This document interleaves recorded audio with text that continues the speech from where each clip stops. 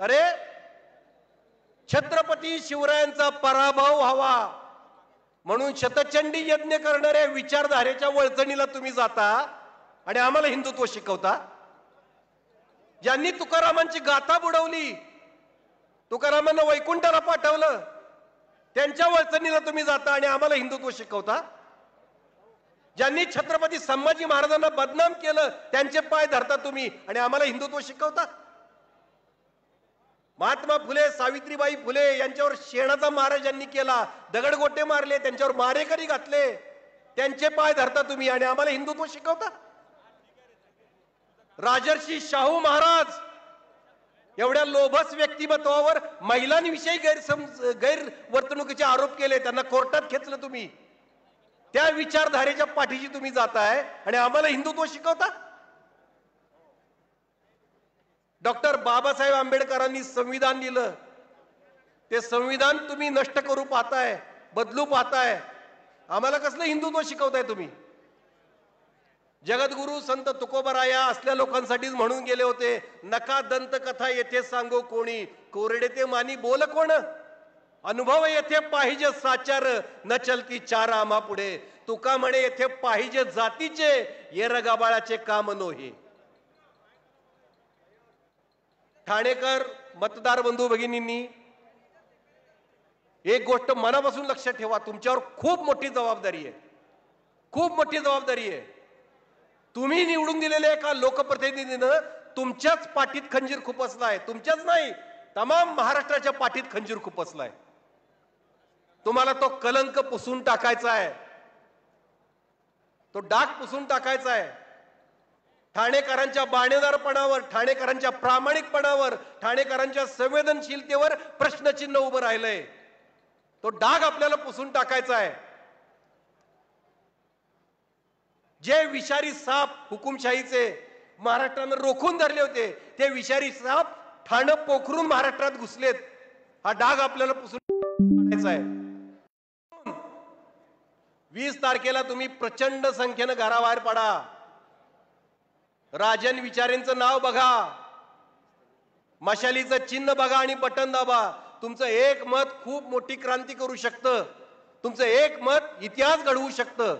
ठाण्याची फार मोठी जबाबदारी आहे, विसरू नका ती रात्र, विसरू नका जेव्हा एक गद्दार सुरतला पळून चालले होते, सगळा महाराष्ट्र थक्क होऊन टीव्ही बघत होता, अवाक झाला होता महाराष्ट्र सगळा, तिथून ते गुवाहाटीला गेले, लपून बसले।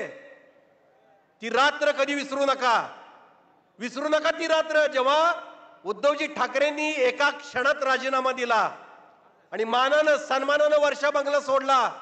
सगळ्या महाराष्ट्राच्या डोळ्यात अश्रू होते, त्या आसवांना आपल्याला न्याय द्यायचा आहे। ती रात्र विसरू नका, विसरू नका ते दिवस जेव्हा फक्त उद्धवजींना साथ देत आहेत म्हणून संजयजी राऊत यांना तुरुंगात टाकलं, मागे अनिल देशमुखांनाही तुरुंगात टाकलं होतं खोट्या आरोपाखाली। विसरू नका ही गोष्ट, अजिबात विसरू नका। खूप अन्याय झालाय, खूप अत्याचार झालाय, महागाई, बेरोजगारी तर विसरूच नका। मणिपूरला 2 भगिनींची विवस्त्र धिंड काढली, ते तर विसरूच नका।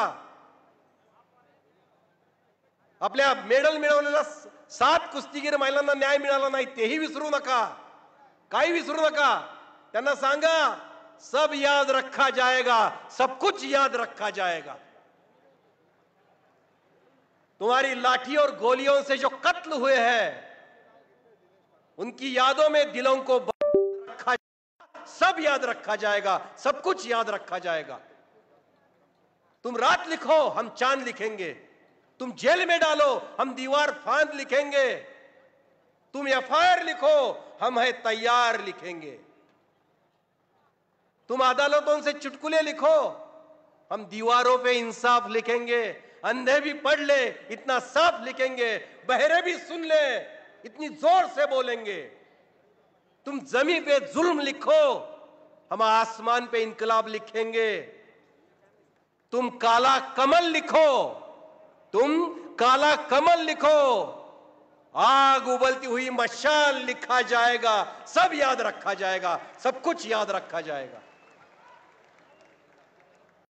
येत्या 20 तारखेला आपल्या निष्ठावान, कर्तृत्ववान, चारित्र्यवान राजनजी विचारे यांना भरभरून मतं द्या, भरघोस मतांनी त्यांना निवडून आणा. ही आपली जबाबदारी आहे, हे आपलं कर्तव्य आहे, हे विसरू नका. जय शिवराय, जय भीम, जय हिंद, जय महाराष्ट्र.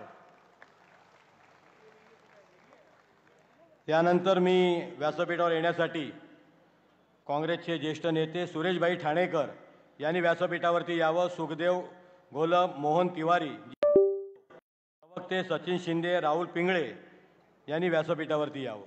आपल्या आणि उपजिल्हा प्रमुख शिवसेना उद्धव बाळासाहेब ठाकरे, कृष्णकुमार कोळी यांनी व्यासपीठावरती यावं.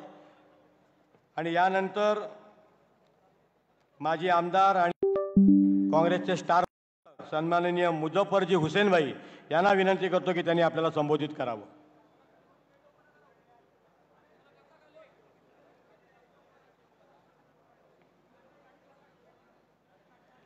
अजूनही स्टेजच्या उजव्या बाजूला जी मंडळी उभी आहे, आपल्याला विनंती आहे की आपण सगळ्यांनी बसून घेतलं तर खऱ्या अर्थाने या प्रचार सभेला शोभा येईल. 25 ठाणे लोकसभा मतदारसंघाच्या या प्रचारार्थ उपस्थित मंचावर आदरणीय सुप्रियाताई सुळे, जितेंद्र आव्हाड, आपचे शिंदे साहेब, इंडिया आघाडीचे सर्व घटक पक्षाचे सर्व ज्येष्ठ नेते, सन्माननीय व्यासपीठ, उपस्थित बंधू भगिनींनो, पत्रकार मित्रांनो, येत्या 20 तारखेला आपण या ठाणे लोकसभेचे आपले लाडके उमेदवार राजन विचारे साहेब यांना मशाल या चिन्हावरती बटन दाबून त्यांना बहुमताने आपल्याला विजयी करायचा आहे. मित्रांनो, ही निवडणूक या देशाचं भविष्य ठरवणारी निवडणूक आहे. ही निवडणूक या देशामध्ये घटना आपल्याला जर वाचवायची असेल तर आपल्याला इंडिया आघाडी आणि महाराष्ट्र विकास आघाडीच्या बाजूने मतदान करून या देशाची घटना वाचवण्याचं काम तुम्हाला आम्हाला करायचं आहे. या देशातली जो सेक्युलर फॅब्रिक आहे, सर्व जाती धर्म, सर्व प्रांत, सर्व भाषा याला एक मुठ्ठीमध्ये बांधण्याचं काम डॉक्टर बाबासाहेब आंबेडकरांनी केलं. आणि आज केंद्रामधली सरकार आणि ही भाजप त्या घटनेला संपवण्याचा डाव रचत आहे. डाव रचण्यापेक्षा ते घटना नक्की संपवणार आहेत. मागील कित्येक वर्ष आपण हे सगळ्यांनी ते त्यांच्याकडनं ऐकलेलं आहे.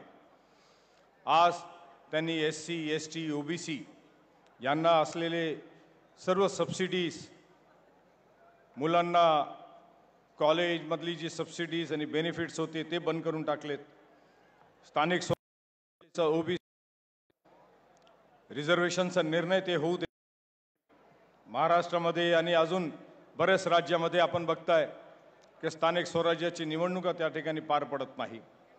मुलांचं इंजिनिअरिंग कॉलेज असेल, मेडिकल कॉलेज असेल, या ठिकाणीचे रिझर्वेशन्समुळे त्यांना त्या ठिकाणी शिक्षणामध्ये अडचण निर्माण झालेली आहे.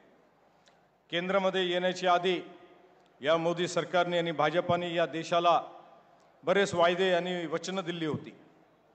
काय म्हणायचे त्यावेळी की डॉलर 55 रुपये झालेले आहेत, 57 रुपये झालेले आहेत, आज डॉलर 85 रुपये झालेले आहेत. त्यावेळी गॅस 400 रुपये होते तर हे ओरडत होते. आज गॅस 1100 रुपये झाला आहे. पेट्रोल 50-60 रुपये होता, आज 100 रुपयेच्या पलीकडे गेलेला आहे. शेतकऱ्यांच्या एकही मुद्द्याला त्यांनी हात लावला नाही, मदतीचा हात पुढे केलेला नाही. MSPचा विषय त्यांनी पूर्ण केलेला नाही. बेरोजगारीच्या अंकावर आज भारतवर्ष सर्वात पुढे आहे. बेरोजगारी, अनएम्प्लॉयमेंट, वुमन्स ॲट्रॉसिटी, महिलांवरती अत्याचार, कोणत्याही मुद्द्यावरती या सरकार खरी उतरलेली नाही. त्यांनी एक मात्र नक्की काम केलं आहे की त्यांच्या मित्रांना त्यांनी मोठं केलं. या देशातली संपत्ती त्यांनी विकली. काँग्रेसने 70 वर्षात काय केलं तर काँग्रेसने जी या देशासाठी जी संपत्ती बनवली होती ते विकण्याचं काम नक्कीच त्यांनी या ठिकाणी केलेलं आहे. आणि ते कोणाला विकलं आहे ते माझ्यापेक्षा तुम्हाला सर्वांना त्याची गोष्टीची जाणीव आहे. आज त्यांच्यावरच आरोप करू लागलेत, सांगायला लागलेत. आरोप काय सत्य सांगायला लागलेत की काँग्रेसला टेम्पो भरून पैसे हे देत आहे. एका बाजूला तुम्ही डिमॉनिटायझेशन केलं होतं, आणि डिमॉनिटायझेशन करत असताना आपण काय सांगितलं? या देशाचा भ्रष्टाचार संपवायचा आहे, या देशाचा उग्रवाद संपवायचा आहे, टेररिझम संपवायचं आहे. आपण ना टेररिझम संपवू शकलेत, आपण ना भ्रष्टाचार संपवू शकलेत. आज स्वतःच्या तोंडातनं आपण ते कमिटमेंट ॲक्सेप्टन्स केलं आहे की अडाणी अंबानीने हजारो कोटी रुपये काँग्रेसला दिली. हे जर तुम्ही म्हणत असतील तर याचा अर्थ तुम्ही दिलेलं वचन आणि तुम्ही केलेल्या भाष्य हे अत्यंत चुकीचं होतं आणि खोटारडा होता की या देशातला आम्ही भ्रष्टाचार संपवला आहे. आज अडाणी अंबानीचा आपण इन्क्वायरी करावं, ईडी पाठवावी, इन्कम टॅक्स पाठवावं, पण ते आपण करणार नाही, कारण तुमचा त्यांच्याबरोबरचा साठा लोटा आहे. मित्रांनो, मोदी सरकारने ज्या ज्यावेळी निवडणुका येतात, निवडणुकीच्या आधी 5 वर्ष ते म्हणतात, 4 दिवस आधी वाराणसीमध्ये त्यांनी इंटरव्ह्यू देत असताना हे म्हटले की मी ज्या गावात राहत होतो, ज्या शहरात राहत होतो, माझ्या आजूबाजूचा सगळं मुस्लिम समाज होता, मी मुस्लिम समाजाला माझ्याकडनं लांब कसं करू शकतो हे विचारसुद्धा मी करू शकत नाही. आणि परत काल भाषण केलं, कल्याणमध्ये भाषण केलं, त्या ठिकाणी काय म्हटलं की काँग्रेस आणि इंडिया आघाडीची सरकार हे अल्पसंख्याकांना, बहुसंख्येच्या समाजाचा सगळी धनसंपत्ती लुटून त्या ठिकाणी अल्पसंख्यांना देणार आहेत. हे 15% हे या लोकांना देणार आहेत, यांचे मंगलसूत्र काढून त्या लोकांना देणार आहात. इंडिया आघाडीचं मॅनिफेस्टो, काँग्रेसचं मॅनिफेस्टो हे मुस्लिम लीगचा मॅनिफेस्टो आहे. एखाद्या देशाच्या पंतप्रधानांनी या देशामध्ये मागील 70 वर्षामध्ये कधीही ही पाटली घातली नसेल जी नरेंद्र मोदींनी घातली आहे. मित्रांनो, इलेक्शन आलं की फक्त हिंदू मुस्लिम. देशातली प्रगती, देशासमोर आम्ही परत 2047चा प्लॅन ठेवणार आहेत म्हणतात, 2047चा. मग आता मागील 10 वर्षामध्ये आपण काय केलं? 10 वर्षामध्ये एकच काम केलं की पंडित नेहरूंनी चूक केली, काश्मीर बनवलं, अमुक केलं, ढमुक केलं. 10 वर्ष तुम्ही पंडित नेहरूंनी काय चूक केली ते सांगत बसले. या इलेक्शनमध्ये तुम्ही 10 वर्षात काय केलं ते सांगण्याची ताकद तुमच्यात नाही. मित्रांनो, 2014 साली आपला रिझर्व्ह बँकचा सरप्लस 5 लाख कोटी रुपये होता, 5 लाख कोटी. रघुराज रंजननी RBI सोडलं आणि निघून गेले, कारण यांनी RBIचे 8 लाख कोटी रुपये जो सरप्लस होता, रिझर्व्ह सरप्लस होता, ते काढून घेतलं आणि ते वाटोळा करून टाकलं त्याचा. तुमच्या आमच्या डोक्यावरती देशाचा कर्ज होता साधारणतः 50 लाख कोटीच्या सुमारास. 10 वर्षामध्ये यांनी 200 लाख कोटी रुपयाचं कर्ज केलंय. तुमच्या आमच्या डोक्यावरती किमान 2 लाख कोटी रुपयाचं कर्ज प्रत्येक देशाच्या नागरिकांवरती आहे. हे म्हणतात की आम्ही रस्ते बनवले, आम्ही एअरपोर्ट बनवले आणि कोणाला विकलं? तुम्ही रस्ते बनवले, त्याचं प्रायव्हेटायझेशन कोणाला केलं? या देशाची रेल्वे, किमान 20,000 किलोमीटरची रेल्वे यांनी विकून टाकली, प्रायव्हेटाईज करून टाकलं. आज म्हणतो आम्ही बुलेट ट्रेन बनवतोय, बुलेट ट्रेनसाठी कर्ज आणताय 1 लाख कोटी. GST तुम्ही लावलंय 30% इन्कम टॅक्स आणि 18% GST. 48% टॅक्स या देशाच्या नागरिकांच्या डोक्यावरती तुम्ही मांडलाय. आणि त्याचा खुलासा काय सांगताय परत की या देशामध्ये इन्कम टॅक्स भरणारे फक्त 5% होते, म्हणून तुम्ही गोरगरिबांच्या डोक्यावरती 18% टॅक्स मांडून टाकलं. मागील 10 वर्षामध्ये लाखोच्या संख्येने, मोर दॅन 1 मिलियन लोकांनी हा देश सोडून विदेशाची नागरिकता स्वीकारली. का स्वीकारली?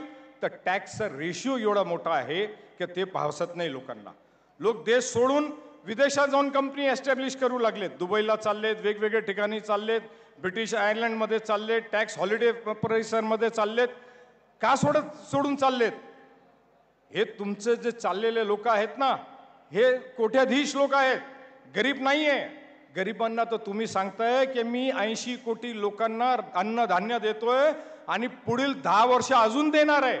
याचा अर्थ तुमचं म्हणणं असं आहे की मी या देशाच्या लोकांना गरिबी रेषाखालीच ठेवणार आहे.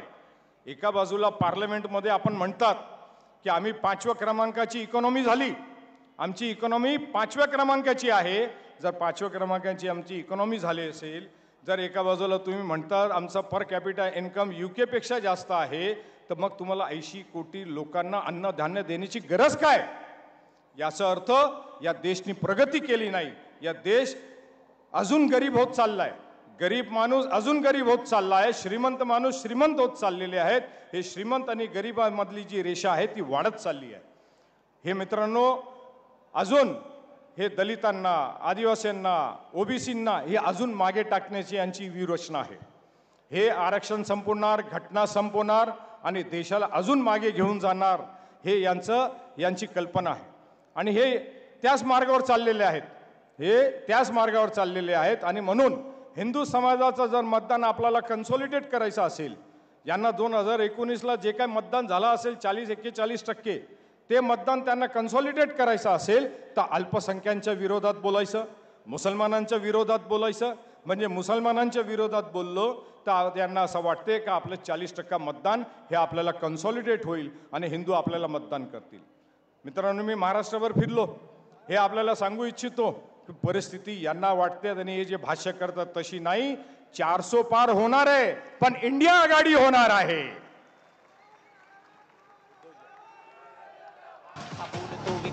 जय हिंद, जय महाराष्ट्र, जय भीम.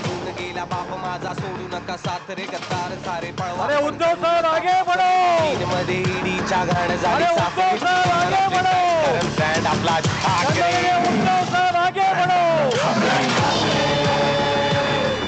आपल्यामध्ये उपस्थित शिवसेना पक्ष प्रमुख, महाराष्ट्राचे माजी मुख्यमंत्री सैनिक ठाण्याचा वाघ तिघे साहेबांचा मी सैनिक. ठाण्याचा वाघ तिघे साहेबांचा मी सैनिक. सामान्य जनतेपासून सत्य तुम्ही लपवले, शाखेत तुम्ही आमच्या शंडगुंड घुसवले. वाटेत माझ्या ते लाल गुंड निखारे. वाघाचा बछडा हा एकटा नडतो विचारे. वाघाचा बछडा हा एकटा नडतो विचारे.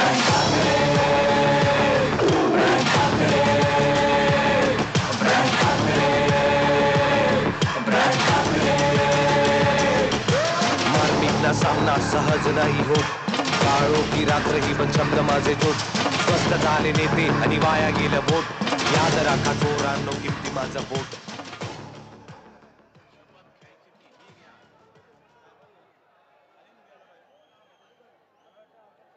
मी मान्यवरांना विनंती करतो की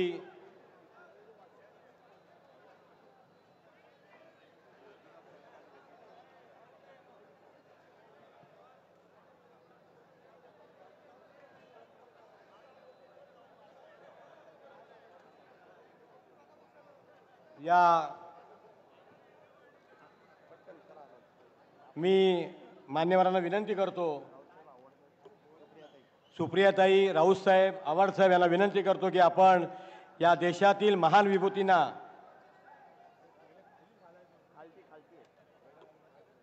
भारतमाता छत्रपती शिवाजी महाराज आणि या सर्व विभूतींना पुष्पहार अर्पण करण्याची विनंती मी राऊत साहेब, सुप्रियाताई सुळे, त्याचबरोबर जितेंद्रजी आव्हाड साहेब, तुषारजी गांधी यांना विनंती करतो की आपण सर्वांनी या महान विभूतींना पुष्पहार अर्पण करायचं आहे.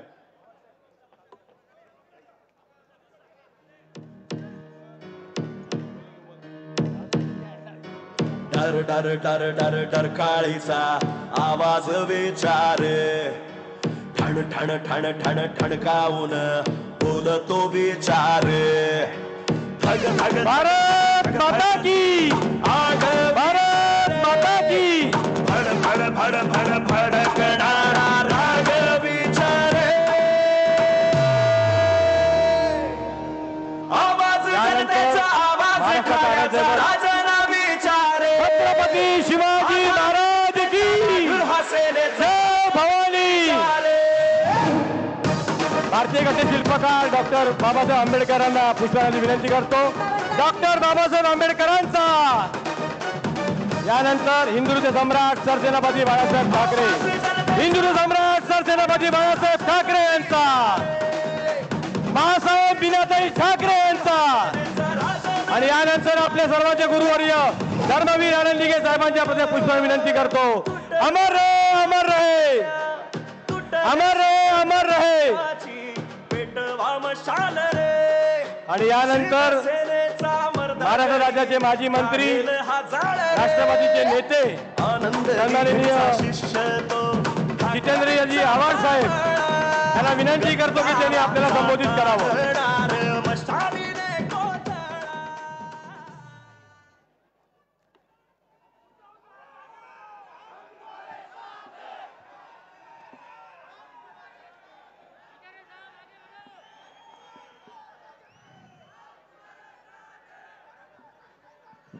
विचार मंचावर उपस्थित असलेले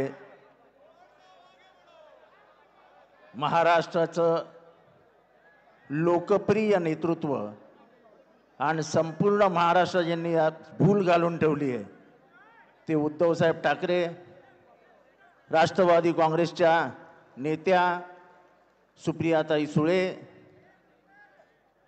संजयजी राऊत, विचार मंचावर बसलेले सर्व मान्यवर आणि माझ्या बंधू भगिनींनो,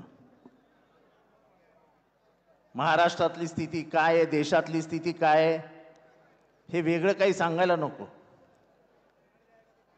ही फेअर अँड फिअरलेस इलेक्शन व्हायला हवी असं इलेक्शन कमिशन आणि सगळ्या लोकांचं मत असतं. पण कालपासून ठाण्यामध्ये उद्धव साहेब कालपासून ठाण्यामध्ये अशा नोटिसेस यायला सुरुवात झाल्यात आणि या नोटिसेस अशा लोकांना येत आहेत की त्यांच्यावरती कुठलाही गुन्हा नाही. नोटीस काय म्हणते, ज्या अर्थी माझी खात्री झाली आहे, माझी खात्री झाली म्हणजे कॉन्स्टिट्यूशनपेक्षा मोठा आहे हा माणूस. मुंब्रा पोलीस ठाणे हद्दीत 20/5/2024 रोजी लोकसभेची सार्वत्रिक निवडणूक होणार आहे. मुंब्रा शहरात मोठ्या प्रमाणात मतदान केंद्र व मतदान बूथ असतात. मुंब्रा परिसर हा राजकीय दृष्ट्या अतिसंवेदनशील आहे. सतर मतदानाच्या वेळी आपण कायदा व सुव्यवस्थेचा प्रश्न निर्माण होईल आणि स्वतः प्रत्यक्ष किंवा अप्रत्यक्षरित्या हस्ते परहस्ते कोणतेही कृत्य करू नये याकरता मुंब्रा पोलीस ठाणे हद्दीत कायदा व सुव्यवस्था अबाधित राखण्यासाठी तुम्हाला 15 ते 19 मुंब्र्याच्या बाहेर राहावं लागेल. आता ह्याला कायदा कुठला लावलाय? 144(2) संविधानाचं कलम आर्टिकल नंबर 19 सेक्शन 1D, ज्याला आपण मूलभूत अधिकार म्हणतो, त्या मूलभूत अधिकारामध्ये भारताचा कुठलाही नागरिक हा कधीही कुठेही जाऊ शकतो, कुठेही राहू शकतो आणि कुठेही स्थायिक होऊ शकतो. आता हा जो सही करणारा माणूस आहे हा काय डॉक्टर बाबासाहेब आंबेडकरांपेक्षा मोठा आहे काय? पण ही दडपशाही सुरू झाली आहे साहेब. ह्या अशा नोटिसेस फक्त आम्हाला का, आमच्या कार्यकर्त्यांना का?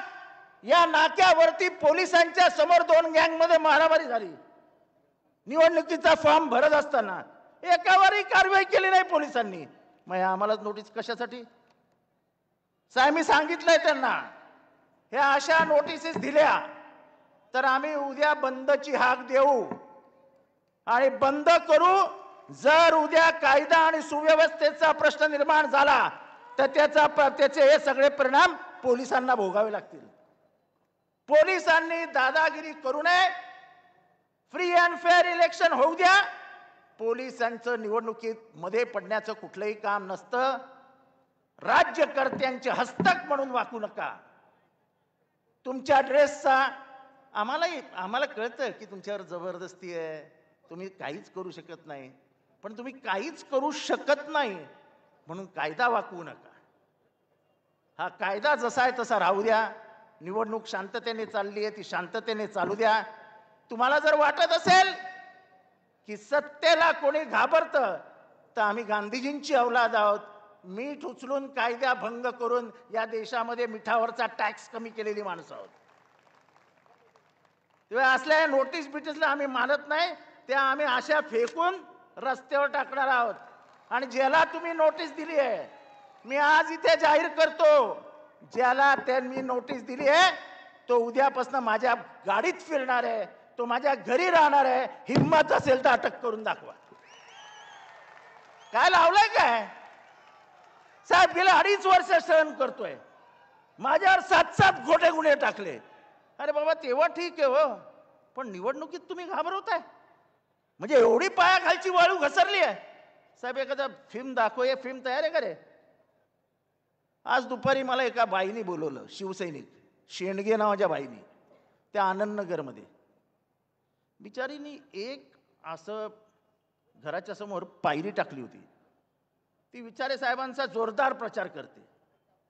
सकाळी तिथे महापालिकेचे कर्मचारी गेले आणि तिच्या पायऱ्याच तोडून टाकल्या. हे कुठले राजकारण? हे इतकं गलिच्छ राजकारण ठाण्यात सुरू आहे. मोहितेबाई कुठे आहेत? मोहितेबाई जरा उठा ना, उभ्या राहा ना, लोकांना दिसू द्या ना. उठ्या ना, उभा मी सांगतो उभ्या राहा. साहेब, ह्या आपल्या कार्यकर्त्या यांचं बिचाऱ्यांचं पोळी भाजीचं दुकान, यांनी तुम्हाला समर्थन दिलं म्हणून त्यांच्या उत्पन्नाचं साधनच तोडून टाकलं आणि सगळ्या ठाण्यात घडत होतं. मावडीची एवढीच विनंती आहे लोकांना, जर ते कायदा हातात घेणार असतील तर आपल्यालाही कायदा हातात घ्यावा लागेल. आणि म्हणूनच त्यांना संविधान काढायचं आहे. या संविधानातले सगळे कायदे हे लोकांच्या हक्कांसाठी आहेत. म्हणूनच त्यांना लोकशाही काढून टाकायची आहे. कारण का आपल्या देशातली संसदीय प्रणाली ही प्रत्येक राज्याला दिल्लीत पाठवून दिल्लीत देशाचा कारभार पाहण्याचा अधिकार देते. त्यांना सगळ्यांना दिल्लीत जाऊ द्यायचं नाही आहे. त्यांना दिल्लीत बसून कारभार चालवायचा आहे. तो आम्हाला मान्य नाही. आम्हाला एक अधिकारशाही मान्य नाही. आम्हाला लोकशाही हवीच. तेव्हा हे जे मतदान आहे, पेट्रोल वाढलं कमी करू. गॅस किती आहे? 1100 ना, 500ला देणार आहोत आम्ही. 500ला सगळ्या महिलांनी टाळ्या वाजवा. 500ला आम्ही देणार आहोत. पहिल्या 30 लाख नोकऱ्या देणार आहोत. प्रत्येक महिलेला जिच्याकडे पिवळं रेशन कार्ड आहे तिला 1 लाख रुपये वर्षाला देणार आहोत. हे सगळं देऊच, पण ही लढाई आहे ते तुमचं संविधान काढणार आहेत. आपलं संविधान गेलं तर आपलं स्वातंत्र्य जाईल. ज्या संविधानाने माझ्यासारख्या मागासवर्गीयाला अधिकार दिले, अनेक ओबीसी, बीसी, ईसी यांना प्रगतीची दारं मोकळी करून दिली, त्या सगळ्यांना परत तसेच मागे टाकणार आहेत. संविधान हा आपला आत्मा आहे जगण्याचा. डॉक्टर बाबासाहेब आंबेडकरांनी दिलेला आत्मा आहे. रक्त सांडलं तरी चालेल, रक्ताचे पाठ वाहिले तरी चालतील, पण कुठल्याही परिस्थितीत संविधान बदलू देणार नाही. कुठल्याही परिस्थितीत लोकशाहीचा हक्क गमावणार नाही. आणि म्हणून ही निवडणूक हे कमी करू, ते कमी करू, हे देऊ, ते देऊ ह्याच्यासाठी नाही आहे. ही निवडणूक लोकशाही विरुद्ध हुकुमशाहीमध्ये, जनता विरुद्ध बीजेपी अशी सुरू झाली आहे. जनतेने निवडणूक हातात घेतली आहे. आता फक्त 2 तारखेला जाऊन, आपलं 20 तारखेला जाऊन राजन विचारे यांच्या मशाल या निशाणीवर बटन दाबून राजन विचाऱ्यांच्या विचारांना आणि उद्धव ठाकरे, शरद पवार आणि राहुल गांधी यांना एकत्रितपणाने भारत हातात देण्याची कामगिरी करूया. एवढंच बोलतो, रजा घेतो. जय हिंद, जय महाराष्ट्र, जय भीम.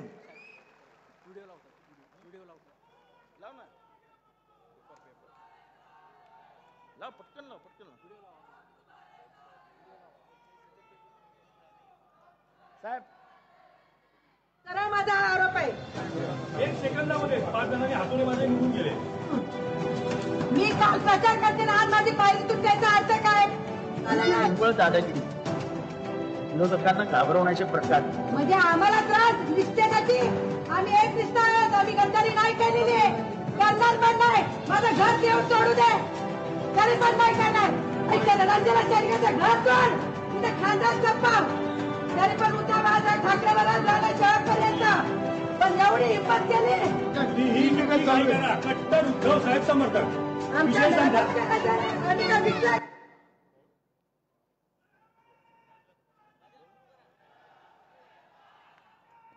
महाराष्ट्राचं आराध्य दैवत छत्रपती शिवाजी महाराजांना वंदन करून भारतरत्न डॉक्टर बाबासाहेब आंबेडकर, हिंदू हृदय सम्राट, शिवसेना प्रमुख बाळासाहेब ठाकरे आणि आमचे गुरुवर्य धर्मवीर आनंद दिघे साहेब यांच्या स्मृतीस वंदन करून या 25 ठाणे लोकसभा मतदारसंघाच्या या प्रचार सभेला उपस्थित असलेले सन्माननीय माजी मुख्यमंत्री आणि शिवसेनेचे पक्षप्रमुख आदरणीय उद्धव ठाकरे साहेब, सन्माननीय आमचे शिवसेनेचे नेते आदरणीय संजय राऊत साहेब, त्याचबरोबर या ठिकाणी उपस्थित असलेल्या आमच्या सुप्रियाताई सुळे मॅडम आणि सन्माननीय मुझफ्फर हुसेन साहेब, जितेंद्र आव्हाड साहेब आणि या मंचावर असलेले सर्व मान्यवर, सर्व पक्षाचे कार्यकर्ते, पदाधिकारी आणि समोर बसलेले सर्व निष्ठावंत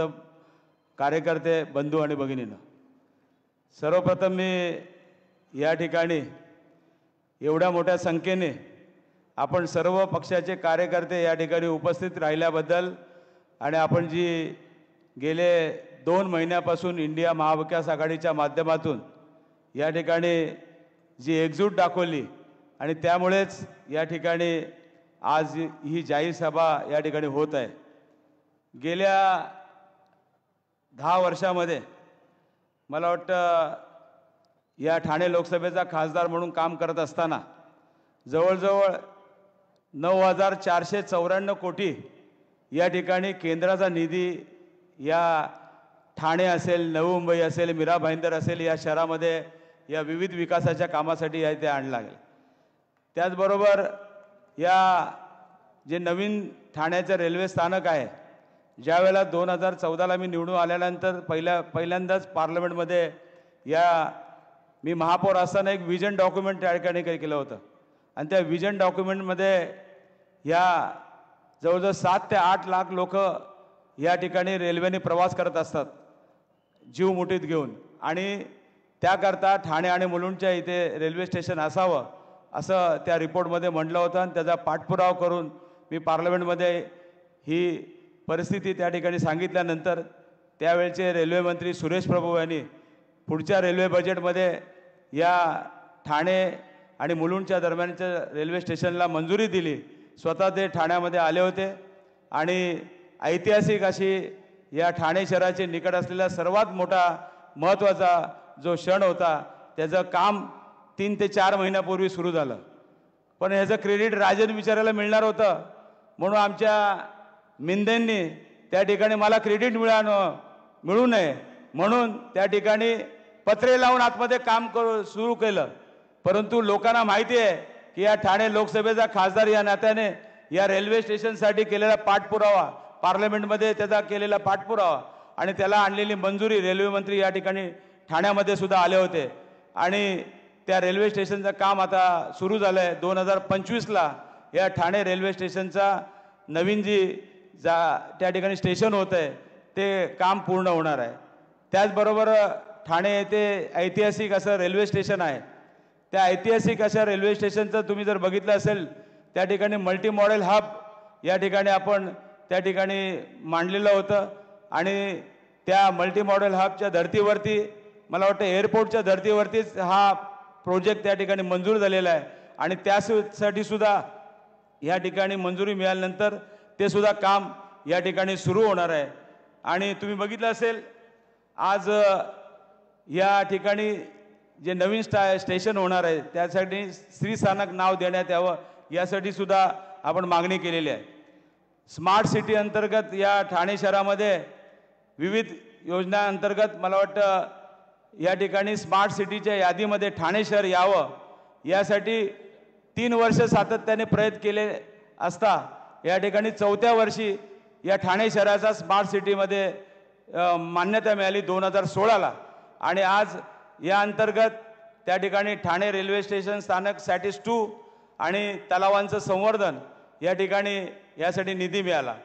हे करत असताना सॅटिस 2 मध्ये कोपरी येथे आपण मागणी केली होती आणि 260 कोटीला त्यासुद्धा मान्यता मिळाल्यानंतर त्या ठिकाणी ठाणे स्टेशन ते गुरुद्वारा या ठिकाणी फ्लायओव्हरचं काम सुरू झालेलं आहे आणि येत्या काही दिवसामध्ये ते पूर्ण होणार आहे. त्याचबरोबर या तुम्हाला माहितीच असेल की ठाणे शहर एक तलावांचं शहर आहे. या तलावांच्या शहरामध्ये या ठिकाणी सिंगापूरच्या धर्तीवरती लेक सिटी असा जागतिक दर्जा या ठिकाणी 1 फेजमध्ये आपण काम सुद्धा त्याचं पूर्ण केलं आणि ते करत असताना दुसऱ्या फेजमध्ये त्या ठिकाणी या विकास निधी त्या ठिकाणी मंजूर केल्यानंतर जाणून बुजून त्या ठिकाणी काम थांबवलं गेलं. अशा तुम्ही लोकांना या ठिकाणी तुम्ही निवडून देणार आहेत का, हा सुद्धा प्रश्न आपल्या समोर आपण मांडतो. त्याचबरोबर दिघा स्टेशन माझ्या आयुष्यातला सर्वात मोठा असा क्षण असेल की या दिघा स्टेशन नवीन स्टेशन त्या ठिकाणी गेल्या 10 वर्षात सातत्याने पूर्ण करून मान्य पक्षप्रमुख उद्धव ठाकरे साहेबांच्या भूमिपूजन त्या ठिकाणी झालं होतं. परंतु हे काम सातत्याने मागणी केल्यानंतर ते काम पूर्ण झालेलं आहे आणि त्याचं लोकार्पण सुद्धा झालेलं आहे. त्याचबरोबर ठाणे शहराला लागलेला खाडी किनारा लक्षात घेता या ठिकाणी जलवाहतूक प्रकल्प या ठिकाणी आपण राबवला होता. ठाणे, नवी मुंबई आणि मीरा भाईंदर यातल्या 3 शहरांना हा प्रकल्प एक महत्त्वाचा असा प्रकल्प ठरणार आहे आणि त्यासाठी सुद्धा ते प्रयत्न आपण करतोय. भाईंदर ते वसई रोरो सेवा या ठिकाणी सुरू केलेली आहे. तुम्ही बघितलं असेल भाईंदरला वसईला जाण्याकरता जवळजवळ 2 तास लागतात, परंतु 10 ते 15 मिनिटांमध्ये roro service Bhayander to Vasai या ठिकाणी काम पूर्ण झालेलं आहे आणि त्याची लोकार्पण सुद्धा आपण केलेलं आहे. त्याचबरोबर तुम्ही बघितलं असेल साकेत ते गायमुख गेली कित्येक वर्षापासून हा प्रकल्प रखडला होता. 1.9 किलोमीटरच्या या एअरफोर्सच्या जमिनीवरती सातत्याने 13 वर्ष आपण प्रयत्न करत होतो. सातत्याने 10 वर्ष त्या ठिकाणी 3 रेल्वे मंत्री, रक्षा मंत्री त्या ठिकाणी बदलले आणि त्यांच्याकडे सातत्याने मागणी केल्यानंतर मला वाटतं पर्रीकर साहेबांनी याला मान्यता दिली आणि या सर्वात महत्त्वाचा प्रकल्प म्हणजे आज घोडबंदरवासी जे आहेत आपल्या ठाणे शहरातले त्यांना यापासून वाहतूक कोंडीपासून त्यांना मुक्ती मिळणार आहे आणि हा प्रकल्प सुद्धा येत्या काही दिवसामध्ये सुरू होणार आहे. त्याचबरोबर ऐरोली ते काटे हा 2800 कोटीचा प्रकल्प या ठिकाणी कामं पूर्ण होत आलेला आहे आणि 5-6 महिन्यामध्ये ते सुद्धा त्या ठिकाणी सुरू होणार आहे. अशा पद्धतीने या ठाणे शहराचा असेल, नवी मुंबई असेल, त्याचबरोबर मीरा भाईंदरमधले सर्वात महत्त्वाचे असे प्रश्न असतील जे केंद्र सरकारच्या माध्यमातून असेल, राज्य सरकारच्या माध्यमातून असेल, त्याचबरोबर महानगरपालिकेच्या माध्यमातून असेल, हे सर्व प्रकल्प करण्याचं काम गेल्या 10 वर्षामध्ये आपण केलेलं आहे आणि मला खात्री आहे की येणाऱ्या या निवडणुकीमध्ये या ठाणे, मीरा भाईंदर आणि या नवी मुंबई या सर्व 3 शहरातल्या लोक या ठिकाणी मतदार जे आहेत या 10 वर्षात केलेल्या कामाच्या जोरावरतीच मला 3ऱ्यांदा या ठाणे लोकसभेचा खासदार म्हणून निवडून देतील असा विश्वास या ठिकाणी मी व्यक्त करतो. साहेब एकच सांगतो, आता जे आव्हाड साहेबांनी सांगितलं मला वाटतं थोडे दिवस शांत होतं, परंतु आता इलेक्शन सुरू झालेले आहेत. कार्यकर्त्यांवरती खोट्या केसेस दाखल करायचं काम त्यांच्या माध्यमातून चालू आहे. आजच आमच्या महिला पदाधिकारी त्या ठिकाणी त्या मस्केच्या वार्डामध्ये त्या ठिकाणी काम चांगलं करतात, घरोघरी जाऊन प्रचार करतायत आणि त्या कार्यकर्त्याच्या महानगरपालिकेचे अधिकारी आणून त्या ठिकाणी तोडण्याचं त्यांनी जे काम केलेलं आहे, मला वाटतं या महानगरपालिकेच्या अधिकाऱ्यांना पण सांगू इच्छितो की आज तुम्ही ज्या पद्धतीने हे काम करताय तर नक्कीच या ठिकाणी तुमच्या नोकरी पण तुम्ही सांभाळा असा या ठिकाणी मी त्यांना इशारा देत आहे. आज तुम्ही बघितलं असेल धर्मवीर नावाचा पिक्चर काढला या मंडळी आणि तुम्ही बघितलं असेल 9 वर्ष झाले त्या पिक्चरला आणि सातत्याने तुम्ही बघितलं असेल त्या आत्ता 4-5 दिवसापूर्वी सांगितलं की हा धर्मवीर पिक्चर मी जो काढलेला होता त्यामध्ये काहीतरी खोटं दाखवलेलं आहे. अरे तुम्ही लोकांना उल्लू बनवायचं काम करतायत. ज्या शिवसैनिकांनी, ज्या दिघे साहेबांनी, ज्या हिंदू हृदय सम्राट शिवसेना प्रमुख बाळासाहेब ठाकरे यांनी या जवळजवळ 56 वर्ष ही 1966 साली ही शिवसेना स्थापन केल्यानंतर ज्या पद्धतीने आज ही संघटना मराठी माणसाच्या न्यायकासाठी, सर्वसामान्यांच्या न्यायकासाठी ही संघटना त्या ठिकाणी काम करत असताना आज जो तुम्ही जे काम केलेलं आहे, ज्या मतदारांच्या त्याचबरोबर पक्षप्रमुखांच्या विश्वासघात केलेला आहे, मला वाटतं ही जनता या निवडणुकीमध्ये तुम्हाला त्याची जागा नक्कीच दाखवतील असा विश्वास या ठिकाणी मी व्यक्त करतो. त्याचबरोबर जे आता उमेदवार आहेत या उमेदवारांचे प्रताप साहेब भरपूर आहेत. या ठाणे महापालिकेमध्ये साहेब 5250 कोटीचं बजेट आहे आणि आज या महापालिकेला लुटून खाल्लं साहेब 2.5 वर्षामध्ये. आज जवळजवळ या महापालिकेमध्ये तुम्ही बघितलं असेल परिवहन व्यवस्था ढेपाळलेली आहे. नुकतेच कळवा हॉस्पिटल होतं, त्या कळवा हॉस्पिटलमध्ये एका रात्रीत 18 जणांचा मृत्यू पावला. परिवहन सेवा आहे त्या परिवहन सेवेला सुद्धा, ज्या परिवहन सेवेचे सल्लागार म्हणून त्या ठिकाणी मुख्यमंत्री आहेत, ती परिवहन सेवा जी आहे ती सुद्धा आता शेवटचा घटक त्या ठिकाणी मोजते. आणि तुम्ही बघितलं असेल परिवहन सेवेमध्ये जवळजवळ 1250 कर्मचाऱ्यांचं गेल्या 12 वर्षापासून देणं त्या ठिकाणी बाकी आहे. अशा पद्धतीने या ठाणे महापालिकेला संबंध जो कारभार आहे, ती गोल्डन गँगचा प्रमुख या ठिकाणी मला वाटतं उभा आहे. या ठाणेकरांना सर्व माहिती असेल की या कशा पद्धतीने या ठाणे महापालिकेला लुटण्याचं काम या माध्यमातून केलेलं आहे. साहेब, आता इलेक्शन आहे, या इलेक्शनमध्ये सुद्धा बघितलं असेल, इलेक्शन फंड गोळा करण्यासाठी या ठाण्यातल्या व्यापारी, त्याचबरोबर आमचे ज्वेलर्स असतील, छोटे मोठे उद्योजक असतील, त्यांना धमकवण्याचं काम चालू आहे साहेब. आणि त्या ठिकाणी पैसे उकळण्याचं काम चालू आहे. मला वाटतं मी या ठाण्यातल्या व्यापाऱ्यांना सांगू इच्छितो की तुम्ही फक्त ही 20 तारीख जाऊ दे, 4 तारखेला हा निर्णय आल्यानंतर या व्यापाऱ्यांना आम्ही दिलासा देण्याचं काम नक्कीच या माध्यमातून आपण करू. आज तुम्ही बघितलं असेल, आज आमच्या या ठिकाणी गुजराती बांधव या ठिकाणी राहतात. आज तुम्ही बघितलं असेल सूरज परमार केस, या सूरज परमार केसमध्ये सुद्धा या ठिकाणी ज्यांची नावं आहेत आज ते या इलेक्शनला उभे आहेत. हा गुजराती समाज विसरलेला नाही आणि या गुजराती समाजाला न्याय देण्याचं काम या शिवसेनेच्या माध्यमातून, महाविकास आघाडीच्या माध्यमातून आम्ही नक्कीच देऊ. आणि जनता ही उघड्याडोळ्याने बघते आणि नक्की खात्री आहे की या निवडणुकीमध्ये त्यांची जागा त्यांना दाखवली जाईल. आणि मी आपल्याला विनंती करतो की आपण या ठाणे लोकसभेचा खासदार म्हणून तिसऱ्यांदा मला लोकसभेचा या खासदार म्हणून निवडून द्याल असा विश्वास या ठिकाणी व्यक्त करून माझे 2 शब्द संपवतो. जय हिंद, जय महाराष्ट्र, वंदे मातरम. आणि यानंतर शिवसेना नेते खासदार सन्माननीय संजयजी राऊत साहेब यांना विनंती करतो, टाळ्यांच्या गजरामध्ये आपण राऊत साहेबांचं स्वागत करूया. आदरणीय पक्षप्रमुख उद्धवजी ठाकरे, व्यासपीठावरील सर्व महाविकास आघाडीचे मान्यवर, आपण पक्षप्रमुख उद्धव ठाकरे यांचं भाषण ऐकण्यासाठी जमलेला आहात. मी देशावर बोलणार नाही, महाराष्ट्रावर बोलणार नाही. देशाचे प्रधानमंत्री येऊन इथे भाषण करतात, तेही देशावर बोलत नाहीत, देशाच्या प्रश्नावर बोलत नाहीत. पण मी ठाण्यावर बोलणार आहे आणि फक्त 1 मिनिटं बोलणार आहे. कारण ठाण्यामध्ये देशाची लढाई सुरू आहे. इथे निष्ठावंत राहील की गद्दार राहील, याकडे देशाचं लक्ष या ठाण्यात लागलेलं आहे. कोणाला वाटत असेल हा इलाका त्यांचा आहे, नाही, हा इलाका शिवसेनेचा आहे, बाळासाहेब ठाकरेंचा आहे. आणि इथे धमाका सुद्धा शिवसेनेचाच होणार. या चोर बाजारातला माल विकला जाणार नाही, लक्षात घ्या. हे जे चोरांचे सरदार आहेत टेंबी नाक्यावर, ते नेहमी सांगतायत अलीकडे काय सांगतायत, माझी शिवसेना खरी, आम्ही कसे लढवय्ये, बरं का, आम्ही निष्ठावंत.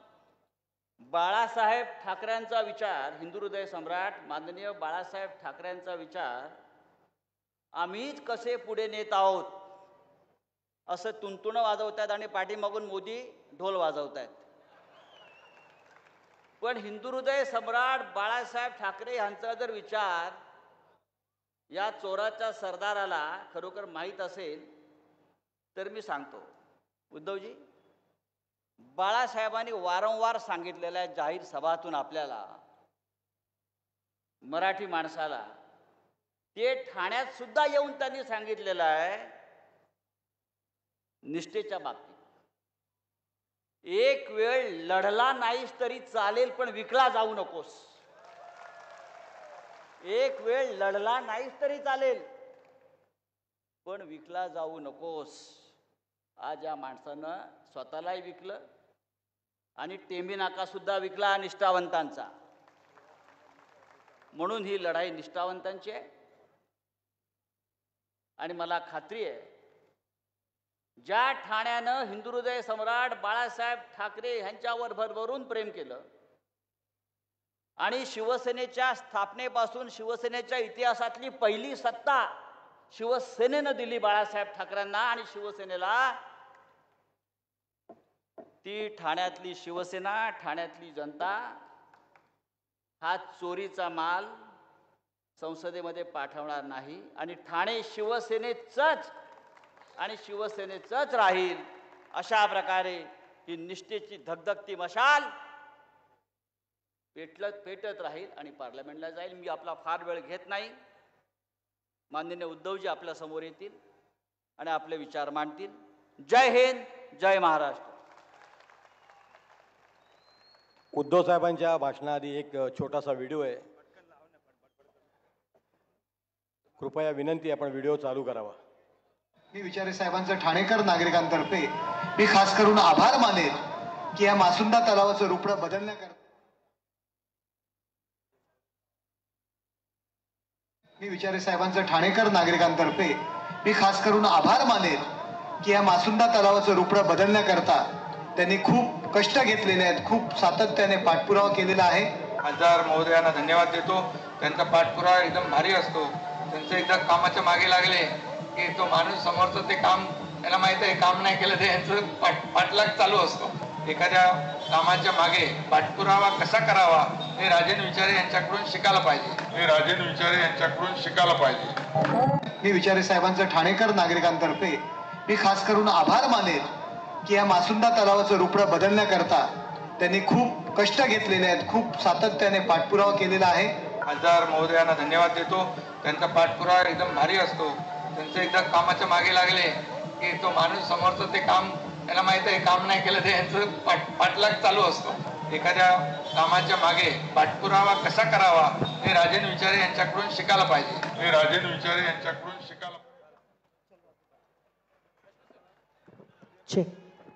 आणि यानंतर शिवसेना पक्षप्रमुख आदरणीय उद्धव साहेब आगे बढ़ो. अरे उद्धव साहेब आगे बढ़ो. व्यासपीठावरील सर्व मान्यवर आणि जमलेल्या माझ्या तमाम देशभक्त बांधवांनो, भगिनींनो आणि मातांनो, हल्ली काय होतंय, कोणत्या तरी एका शब्दाचा अर्थाचा अनर्थ केला जातो. आणि मी नाशिकच्या सभेत काल याचं स्पष्टीकरण देण्याची गरज नाही. मी नेहमी माझ्या भाषणाची सुरुवात जमलेल्या माझ्या तमाम हिंदू बांधवांनो, भगिनींनो आणि मातांनो अशी करतो. पण आता देशाची लढाई आहे म्हणून मी देशभक्त हा शब्द वापरला. तर या आता गद्दारांचा चेहरा पाहिला तुम्ही. मी सांगितलं बंद कर रे, हे गद्दार नकोत मला आता. त्यांच्याकडनं झालेली स्तुती पण नको आणि त्यांचे चेहरे पण नकोत. मग यांनी सुरू केलं, हे बघा काँग्रेस बरोबर गेले आणि हिंदू शब्द बोलायला विसरून गेले. मग त्यांना मी विचारतोय, हिंदू काय देशभक्त नाही आहेत काय? आणि तुम्ही सुद्धा कोण आहात? तुम्ही नमो भक्त आहात, तुम्ही थोडीच देशभक्त आहात. हे सगळे जे आता फिरतायत सगळीकडे, हे तसं पाहिलं तर नमो रुग्ण आहेत. कारण यांना खरं काय ते दिसतच नाहीये. तुमच्यासमोर आता प्रश्न आहे. आपल्याकडे येण्याच्या आधी मी डोंबिवलीमध्ये गेलो होतो. काय कोणास ठाऊक, 2 दिवसापूर्वी सभा होती, त्याही वेळेला वादळ झालं. मधले 2 दिवस चांगले गेले. आज डोंबिवलीत पोहोचलो, परत तिकडे तुफानी पाऊस, इकडे पण पाऊस झालाय. म्हटलं कोण परत गुवाहाटीला गेलं की काय रेडा कापायला, यांची सभा होऊ नये म्हणून. पण त्यांना कल्पना नाही, तुम्ही किती रेडे कापले तरी आम्ही सुद्धा काय कमकुवत आशीर्वाद घेऊन जन्माला नाही आलेलो. मी भाषणाला सुरुवात केल्यानंतर पाऊसच थांबला. मग त्याने त्याच्या बाबाला फोन केला, अरे बाबा तू काय केलंस, पाऊस कसा थांबला? मग बाबा बोलला, अरे माझीच पॅन्ट भिजलेत, मी काय करू. हे पावसामध्ये कारण बाबा होता ना तिकडे. कोण बाबा तुम्हाला माहिती आहे. हे जाऊ दे, असे सगळी ज्यांच्यामध्ये आत्मविश्वास नाही अशा लोकांनी शिवसेनेबरोबर टक्कर घेण्याची हिंमत करू नये. हे सगळे शिवसैनिक बघा कसं आणखीन उसळून वर आलेलं आहे. हे सगळे गद्दार गेले एका अर्थी बरं झालं, सगळी घाण गेली. आणि महाराष्ट्रामध्ये मी फिरतोय, बहुतेक जिथे जिथे गद्दारी झाले तिथे नवीन लोक येत आहेत आणि मला सांगतात की साहेब आम्ही यांच्यामुळे शिवसेनेत येत नव्हतो. म्हटलं बरं झालं, सडलेली पानं झडली ती बरं झालं. सडलेली पानं आहेत. आणि मला राजन तुमचं जाहीर कौतुक करायचंय की तुमच्या वाटेला येतोस का विचारायला कोणी गेलं नाही. नाहीतर तुम्हाला सुद्धा खोक्यांची ऑफर झाली असती. याला निष्ठा म्हणतात, याला शिवसेना प्रमुखांचा आणि आनंद दिघेंचा शिवसैनिक म्हणतात. आनंद दिघेंची तुलना कोणी करू नये. आनंद दिघेंचं एक वेगळंच रूप होतं, त्यांचं काम वेगळं होतं. नुसतं फोटो पुरते दिघे साहेब आणि हिंदू हृदय सम्राट करून चालत नाही. म्हणजे आज जे त्यांचं चाललेलं आहे नुसतं फोटो लावतायत. बाळासाहेबांच्या नावाने आता मोदींना मतं मागावी लागतायत. हे गद्दार जे चालले होते मला सांगत होते की उद्धवजी आपण मोदींचे फोटो लावून निवडून आलो. हे तुमचे उपमुख्यमंत्री सुद्धा, काय त्यांचं नाव, टरबूज. मी अक्षय कुमारना जाहीर विनंती करतोय की अक्षयजी तुम्ही जरा पुन्हा एकदा 4 जूनच्या आधी मोदीजींची मुलाखत घ्या, कारण 4 जून नंतर पंतप्रधान ते नसणार आहेत.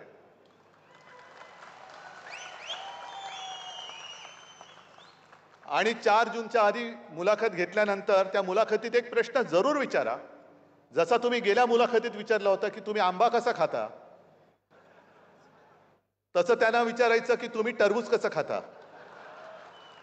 कापून खाता की आणखीन कसा वेगळ्या प्रकारे खाता, जरा विचारा. कारण नंतर काय भाव नसणार आहे. आज तुम्ही माझ्या शेतकऱ्याच्या कांद्याला भाव देत नाहीत, मालाला भाव देत नाही, उद्या ही जनता तुम्हाला भाव देणार नाहीये, अजिबात देणार नाही. आणि आजच एक पत्रकाराने माझी मुलाखत घेतली. त्याने मला विचारलं काय होणार, किती जागा जिंकाल तुम्ही महाराष्ट्रात. म्हटलं 48च्या 48. आम्ही जुगारासारखे मटक्याचे आकडे नाही लावत किती येतील आणि कोणते येतील, आमच्या सगळ्याच्या सगळ्या येणार. त्याला असं कसं, म्हटलं आत्मविश्वास पाहिजे. जेव्हा एखादं युद्ध होतं त्या युद्धामध्ये तलवार हातामध्ये पाहिजे, मनगट घट्ट पाहिजेच, पण मनगटात तलवार येण्याच्या आधी मन घट्ट असायला पाहिजे. माझं मन घट्ट आहे म्हणून मी यांना गाडायला उभा आहे. मन पाहिजे घट्ट, नाहीतर उपयोग काय. तलवार दिले पण फिरवू का. आणि हे जे फेकट जनता पक्ष मी म्हणतो ते यांनाच म्हणतो. जितेंद्र आता तुम्ही ती नोटीस फाडली, 4 तारखेनंतर बघा आपण यांनाच फाडून टाकू. आज मी ठाण्यामध्ये आलेलो आहे. हे ठाणं शिवसेनेचं आहे, माझ्या शिवसेनेचं हे ठाणं आहे. आणि असं काही नाही की मी आजच ठाण्यात आलोय. अगदी पहिली महापालिका, पहिली पालिका ही सुद्धा जेव्हा ठाणेकरांनी, म्हणजे मी ठाणेकरांचा ऋणी आहे आणि शिवसेना प्रमुखांनी सुद्धा तुम्हाला साष्टांग दंडवत घातला होता तेव्हा, कारण 67-68 साल असेल. पहिल्या प्रथम विजयाचं माप कोणी जर का शिवसेनेच्या पदरात टाकलं असेल ते माझ्या ठाणेकरांनी टाकलेलं आहे. आणि मला आठवत आहे की 2012च्या महापालिका निवडणुका फेब्रुवारीमध्ये झाल्या. शिवसेना प्रमुखांची तब्येत एकदम काही ठणठणीत नव्हती, पण मला त्यांनी सांगितलं की उद्धव मला 2 सभा घ्यायच्याच आहेत. म्हटलं कुठे घ्यायच्या. एक शिवाजी पार्कवर तर घ्यायचीच आहे मला, आणि दुसरी म्हणाले माझ्या ठाण्यात मला घ्यायची, मला ठाणेकरांना भेटायचंय. हे एवढं इतक्या वर्षाचं नातं. आणि पहिल्या निवडणुकीमध्ये मला आठवत आहे ठाणं तेव्हाचं वेगळं होतं. अगदी तेव्हा आपले पहिले नगराध्यक्ष ठाणेकरांनी निवडून दिले होते. मग सतीश प्रधान, मोदा जोशी, प्रकाश परांजपे सगळी मालिका आपल्याकडे होती. आणि मी माझ्या माबरोबर ठाणे आज शहर झाले, पण प्रचाराला बैलगाडीतून सुद्धा फिरलेलो आहे. तेव्हा यांना दाढी सुद्धा फुटली नसेल. अक्कलदाढ तर नव्हतीच तेव्हाही नाही आणि आत्ताही नाहीये. पण काय शेफारले. मला दुःख काय गोष्टीचं होतं की तुम्हाला मी काय दिलं नव्हतं. सगळं जे देता येणं शक्य होतं ते सगळं त्याने दिलं होतं. आणि जितेंद्र साक्षीदार आहेत. जितेंद्र त्या मंत्रिमंडळात माझे सहकारी मंत्री होते. जितेंद्र तुम्ही एकदा सांगा की त्यांचं काय कौतुक आपण करत होतो. सगळं दिलं होतं. एक तरी मुख्यमंत्री असा दाखवा की ज्याने नगर विकास खातं त्या कोणाला दुसऱ्याला दिलं होतं. मी दिलं होतं. नगर विकास खातं दिलं होतं. त्याच्या आधी MSRDCचं सगळं दिलं होतं. एवढी शेवटी त्यांची भूक वाढली, भस्म्यारोग झाला की त्यांना जे दिलं ते सुद्धा कमी पडायला लागलं. आणि मग जेव्हा माझं ऑपरेशन झालं होतं, खरं मी शिवसैनिकांवरती विसंबून आज सुद्धा तुमच्याच जोरावरती मी लढतोय. तुमचाच जोरावरती. म्हणजे सगळ्यांना जो प्रश्न पडलेला आहे की अरे याचा पक्ष चोरला, आम्ही चिन्ह काढून घेतलं तरी हा उद्धव ठाकरे उभा कसा काय. कारण ते माझं ही ताकद कागदावरती आहे, खरी ताकद माझी समोर आहे. आणि जेव्हा शिवसेना सांभाळायला पाहिजे होती तेव्हा तुम्ही शिवसेना विकलीत, गद्दारी केलीत. नरेंद्र मोदी आणि अमित शहा, नरेंद्र मोदींचं काय झालं मला कळत नाहीये. कधी असं कधी तसं, कधी तसं कधी असं. आजच मला पत्रकारांनी दुसरा प्रश्न विचारला. TV9नीच ती एक त्यांची क्लिप दाखवली की उद्धव ठाकरे हे बाळासाहेबांचे वारसदार आहेत का. ते म्हणाले हो त्यांचे ते पुत्र आहेत. मग नंतर म्हणतात नकली संतान, परत म्हणतात नकली सेना. मी कालही बोललो, परवाही बोललो, आजही बोलणार, उद्याही बोलणार.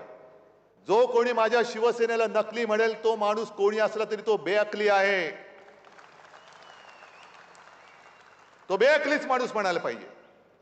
कारण स्वतः शिवसेना प्रमुखांनी या माझ्या सोन्यासारख्या शिवसेनेची जबाबदारी स्वतःहून माझ्याकडे दिली. मोदीजी तुमच्या परमिशनची गरज नव्हती आणि नाही, आवश्यकताच नाहीये. पण आज तुमचे जे काही चालले बाळासाहेबांचे माझ्यावरती खूप उपकार आहेत. ते उपकार तुम्ही असे फेडता. तुमची ज्या वेळेला राजकीय क्षितिजावरती हिंदुस्थानच्या ओळख सुद्धा झालेली नव्हती तेव्हा फक्त एकट्या आणि एकट्या हिंदू हृदय सम्राटांनी तुमची पाठराखण केली होती. ते विसरलात तुम्ही. नाही, तो त्यांचा खासगी प्रश्न आहे. पण आज भाजपची जी हालत झाली, मला इकडे सुद्धा काही भारतीय जनता पक्षाचे अस्सल भारतीय जनता पक्षाचे कार्यकर्ते आले असतील किंवा चॅनलच्या माध्यमातून बघत असतील, त्यांना मला विचारायचंय तुम्हाला तरी हे मान्य आहे काय. RSSचे जे कार्यकर्ते आहेत त्यांना सुद्धा मला विचारायचंय. कारण RSS एका वेगळ्या विचारधारेतनं निर्माण झालेले आहे. ते विचार तुम्हाला कोणाला आम्हाला पटोत न पटोत, पण स्वतः अविवाहित राहून वेळ प्रसंगी कुटुंबाकडे दुर्लक्ष करून, म्हणजे त्रिपुरामध्ये जे भाजपा जिंकला होता तेव्हा एक ते नाव समोर आलं होतं.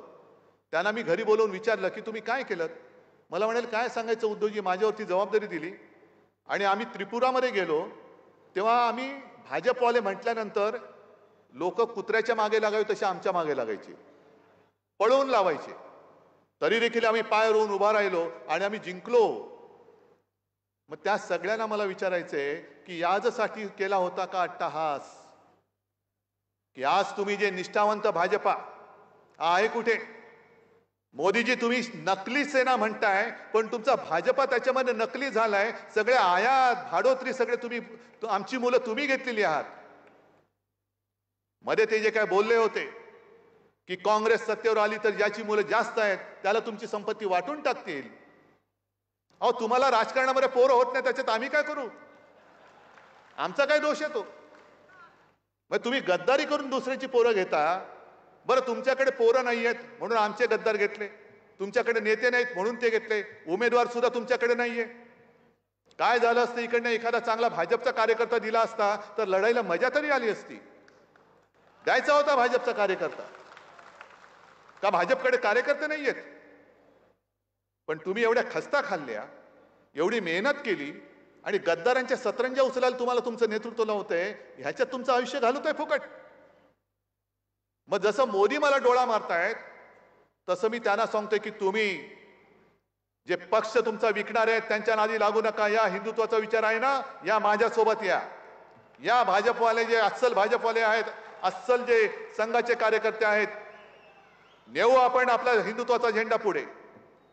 आणि हिंदुत्व भाजपच्या हिंदुत्वासारखं नाहीये. भाजपचं जे हिंदुत्व आहे ते घर पेटवणारं हिंदुत्व आहे आणि आपलं शिवसेनेचं हिंदुत्व हे घरातली चूल पेटवणारं हिंदुत्व आहे. हा फरक आहे, हा फरक आहे मोठा. हे घेऊन जाऊ, काय अजून उडतील लोक. हा मोठा फरक आहे. म्हणजे झालंय असं की आजपर्यंत गेल्या 2 निवडणुकांमध्ये असं कधी झालं नव्हतं. मोदी बोलायचा आणि देश हालायचा. आता मोदी एकटेच हालतायत, देश हालतच नाहीये. सगळीकडे फिरतायत, वणवण करतायत. हे असं का झालं? पहिल्यांदा त्यांनी नारा काय दिला, अबकी बार 400 पार. तुम्ही काय बोललात? अबकी बार तडीपार. मग त्याच्यानंतर मध्येच त्यांनी काय काढलं? घराणेशाही. मी उभा राहिलो, मी आहे घराणेशाहीचा पाईक. आता त्या घरामध्ये माझा जन्म झाला. मोदीजी तुमच्या पोटात का दुखतं? मला माझ्या आई वडिलांचा अभिमान आहे आणि मी तयार आहे. माझ्या आधीच्या 7 पिढ्यांचा इतिहास मोदीजी मी सगळ्यांसमोर सांगायला तयार आहे. तुम्ही तुमच्या 7 पिढ्यांचा इतिहास सगळ्यांसमोर सांगा. पण एका बाजूला तुम्ही घराणेशाहीचा उद्धार करता. मगाशी डोंबिवलीला गेलो होतो, तिकडे घराणेशाहीमध्ये त्या गद्दाराच्या पोराला कसं काय उमेदवारी दिली तुम्ही?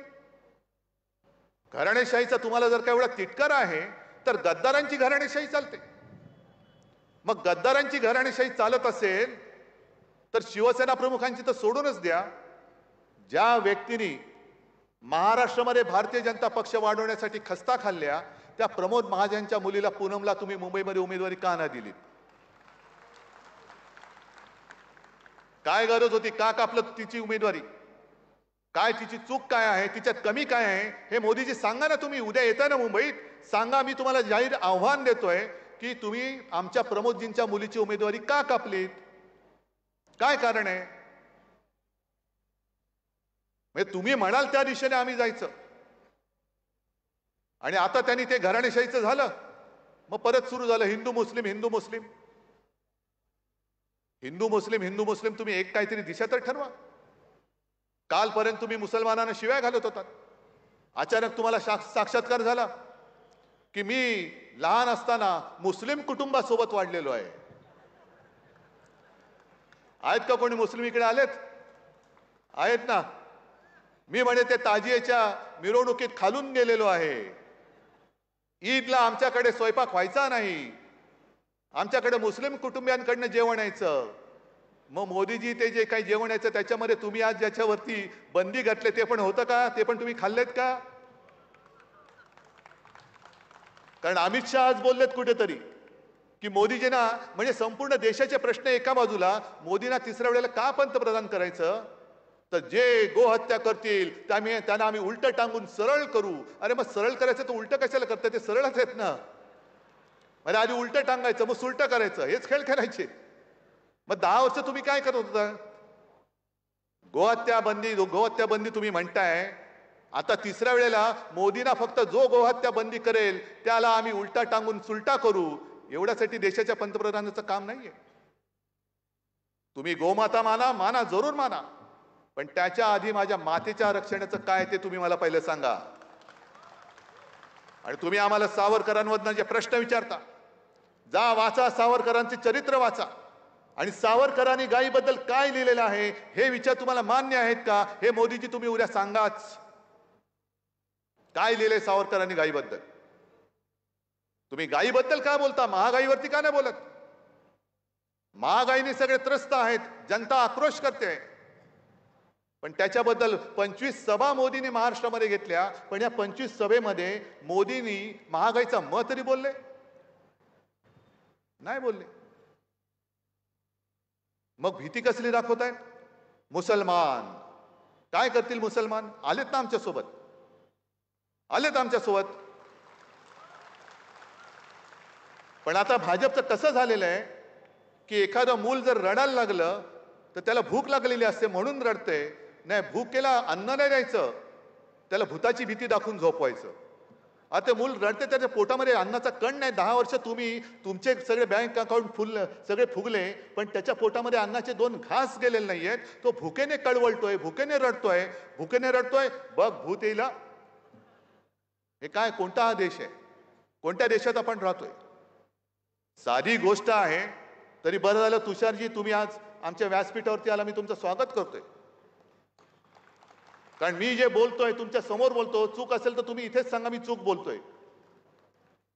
तुम्ही आज किती वर्ष महाराष्ट्रात राहतात मला माहिती नाहीये, पण जे मी बोलतोय तळमळीने, उद्या इंडिया आघाडीचं सरकार आल्यानंतर गुजरातचं जे हक्काचं असेल ते आम्ही देऊच.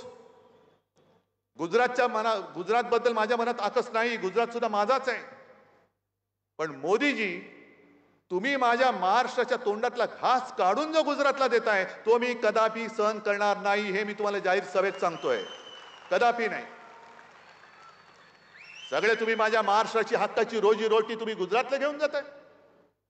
काय महाराष्ट्राने पाप काय केले? आणि हा आम्ही प्रश्न विचारल्यानंतर, हा मुद्दा घेतल्यानंतर त्या मुद्द्याला उत्तर नाहीये. मग फडणवीस काय म्हणतात, गुजरात काय पाकिस्तानात आहे काय? मग देवेंद्रजी, माझा महाराष्ट्र काय अफगाणिस्तानात आहे? हा, गुजरात पाकिस्तानमध्ये नाही मला माहिती आहे, पण महाराष्ट्राने काय तुमचं घोडं मारलंय, तुमचं घोडं आम्ही अडवलंय. तुमचं वारू जे उधळलं होतं 400 पार, तो घोडा नव्हताच, ते खेचर होतं, ते आम्ही अडवलं. Go back. जा, महाराष्ट्रातनं जसे उद्योगधंदे नेले ना, हे खेचर सुद्धा घेऊन जा. आमची नेलेच आहेत ना 40 जण, ते सुद्धा घेऊन जा सुरतेला. हे सुद्धा घेऊन जा घेऊन. सगळं गुजरातला. आणि गुजरात आणि संपूर्ण देशामध्ये मोदीजी तुम्ही भिंत उभी करताय. ही भिंत हे पंतप्रधानाचं काम नाहीये. तुम्ही देशाचे पंतप्रधान आहात. आज शरम एका गोष्टीची वाटते की काल माझी सुद्धा सभा नाशिकला होती, दुसऱ्या बाजूला मोदींची सभा होती नाशिक जिल्ह्यात, आणि त्या जिल्ह्यामध्ये कांद्याचा प्रश्न बिकट आहे. गुजरातची कांदा निर्यात बंदी उठवून टाकली, पण महाराष्ट्राची कांदा निर्यात बंदी अजूनही तशीच आहे. थोडीफार इकडे तिकडे करतात, त्याच्यावरती टॅक्स लावतात. महाराष्ट्राचा कांदा उत्पादक तुमचा काय शत्रू आहे? पण त्या सभेत हे असंच काहीतरी हिंदू मुसलमान बोलायला लागल्यानंतर समोरनं शेतकऱ्यांनी घोषणा दिल्या, कांद्यावरती बोला. त्याला पकडून पोलिसांनी बाहेर नेलाच. पण मोदीजीने काय केलं, घोषणा द्यायला लागले, भारत माता की जय, भारत माता की जय. मग मला मोदीजींना विचारायचंय, मोदीजी तुमची भारत माता नेमकी आहे कुठे? तुमची भारत माता आहे कुठे? ही माझी भारत माता माझ्या समोर बसलेली, ही माझी भारत माता आहे. भारत माता म्हणजे आहे तरी काय? हे इकडे चित्र आहे, ते भारत मातेचं चित्र आहे. काय भारत माता फक्त चित्रामध्ये? माझी भारत माता समोर जिवंत तुमच्याकडनं अपेक्षा करते, आक्रोश करते. शेतकरी आक्रोश करतायत, महिला आक्रोश करतायत. गुजरात जर का पाकिस्तानमध्ये नसेल तर काय मणिपूर पाकिस्तानमध्ये? मग तिथे ज्या काय महिलांच्या धिंडा काढल्या गेल्या ती भारत माता नाहीये. नुसतं आपलं काहीतरी राष्ट्रीयत्वाचं प्रेम आणायचं. अहो मोदीजी, तुमचे सगळे जण हे स्वातंत्र्य लढत होते कुठे? आणि भारत मातेचं प्रेम तुम्ही आम्हाला शिकवता. आम्ही जनतेमध्ये जेव्हा जातो, एकतर हे जेव्हा फिरतात संपूर्ण लवाजमा असतो यांच्याबरोबर. आपले शिवसेना प्रमुख जे बोलायचे की निवडणूक आल्यानंतर कोणी पंतप्रधान असता कामा त्यांनी राजीनामा दिला पाहिजे आणि देशात राष्ट्रपती राजवट लागली पाहिजे. कारण तुम्ही पंतप्रधान म्हणून फिरणार, तुम्ही देशाचे पंतप्रधान, तुमच्या पक्षाचा प्रचार करणार. मग इकडे येऊन तुम्ही गद्दाराचा प्रचार करणार असाल तर माझ्या राजांचा प्रचार का नाही करालेत? तुम्ही देशाच्या आत ना, गेल्या वेळेला राजांनी सुद्धा तुम्हाला पाठिंबा दिला होता. पण तुम्ही सगळा लवाजमा म्हणजे येतील, विमानाने आले तर एअरफील्ड बंद, रस्त्याने जाणार तो रस्ता बंद. काल कल्याणमध्ये होते, कल्याणमध्ये अघोषित बंद. त्याच्याहून जास्त लज्जास्पद गोष्ट, काल मुंबईमध्ये त्यांचा जो रोड शो झाला, त्या रोड शो मध्ये त्याच्या 2 दिवस आधी ती जी दुर्घटना घडली होती, जे मोठं होर्डिंग पडलं होतं, त्याच्या खाली अजूनही माणसं अडकलेत असं म्हणतात. बचाव कार्य अजूनही सुरू आहे. त्याच भागामध्ये थोडेसे 2 गल्ल्या सोडून मोदीजी तुम्ही कसला तमाशा केलात? कोणाला तुम्ही शो केलात? कसला शो केला? तुमच्या अहंकाराचा शो केला. एवढी निर्दयता तुमच्यात आली कुठून? आणि त्याही पेक्षा भयंकर आणखीन अचानक मेट्रो बंद करून टाकल्या, अचानक तिथले रस्ते बंद करून टाकले. तिथल्या महिला सुद्धा अशा चिडल्या, त्या म्हणाल्या आम्ही काय झालं तरी यांना मत नाही देणार, आता अजिबात देणार नाही. अनेक महिला ज्या घरी निघाल्या होत्या, घरी त्यांची बाळं वाट बघत होती, ते म्हणाले आम्ही करू काय, आमचे सगळे जाण्याचे मार्गच बंद केले, ह्यांना बघून आम्ही करू काय, टीव्हीवरती दिसतात ना. काय फरक काय पडतोय, टीव्हीवरती बघितले काय आणि समोर बघितले काय, फरक काय पडतोय. पण तुम्ही लोकांची कदर करत नाही. भारत माता की जय यावं, हीच तर भारत माता आहे, हीच माझी भारत माता आहे. भारत माता देश म्हणजे देशातली माणसं आहेत, देशातले दगडधोंडे म्हणजे देश नव्हे. आणि जेव्हा जेव्हा तुम्ही महाराष्ट्रामध्ये येताय, एक तर रामाचा जप करता, कारण तुम्हाला पराभवाचं भूत समोर दिसायला लागलं. राम राम राम राम राम राम कधी करतात, जप करतो. आता यांना ज्याच्याकडनं पराभव होणार त्याची भीती वाटते, म्हणून ते उद्धव ठाकरेचा जप करतायत. सगळीकडे जातील तिकडे नकली सेना, नकली सेना, नकली संतान बोला. तुमचे 4 दिवस आता राहिलेले आहेत, 4च दिवस राहिलेत. त्याच्यानंतर 4 जून नंतर मोदी पंतप्रधान नसतील, हे आज लिहून ठेवा, आज लिहून ठेवा. आणि त्यांना मी दोष देत नाही, त्यांचं जे असं तळ्यात मळ्यात मग कोणाच्या तरी गळ्यात असं जे काय चालतं, हा त्यांना दोष देता येणार नाही. मी आज टोमणा नाही मारत आहे, खरं सांगतोय. कारण आपण 2 दिवस नाही झोपलं तर किती मनावरती ताण येतो, येतो ना, येतो की नाही येत. डोळे चुरचुरायला लागतात, मन असं बधीर होतं, बुद्धी थोडीशी इकडे तिकडे हलते. हे तर 10 वर्ष नाही झोपलेले. आता 10 वर्ष झोपले नाहीत तर मेंदूला शीण आला असेल की नसेल. बरं, पंचायत अशी झाले की आता पातंजलीचं तेल पण लावता येत नाही, कारण त्याच्यावरती कोर्टाने बंदी आणलेली आहे. मग अमिताभ बच्चन जे वापरतात थंडा थंडा कूल कूल, ते थोडं भाजपवाल्यानं थोडंसं त्यांच्या टाळूवरती घाला आणि थोडा आराम द्या. हे शिवसेना म्हणे काँग्रेसमध्ये विलीन होणार, तुम्हाला कोणी सांगितलं? आम्ही 25-30 वर्ष भाजपासोबत राहिलो, काय भाजपामध्ये विलीन झालो? पवार साहेब जे बोलले ते पवार साहेबांचा तो जो काही उल्लेख होता तो त्यांनी त्यांच्या विचाराने वेगळ्या यांनी केला होता. सगळे छोटे प्रादेशिक पक्ष. पण मला चिंता आहे ती भारतीय जनता पक्षाची आहे. कारण 4 जून नंतर यांचं सरकार राहत नाही, 5 तारखेलाच भाजपा फुटेल पहिला.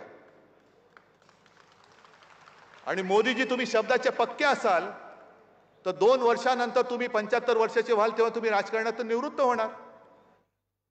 आमच्या इंडिया आघाडीकडे खूप चेहरे आहेत. तुम्ही जे म्हणता ना की दरवर्षी पंतप्रधान बदलतील, अहो म्हणजे याचा अर्थ तुम्ही मान्य केले की आम्ही सत्तेवरती येतोय.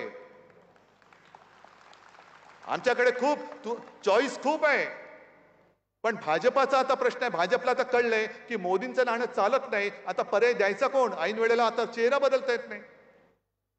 मग मोदीजी 75 वर्षाचे झाल्यानंतर झोळी अडकून गेले, मग भाजपाच्या पदरात धोंडे. भाजप काय करणार?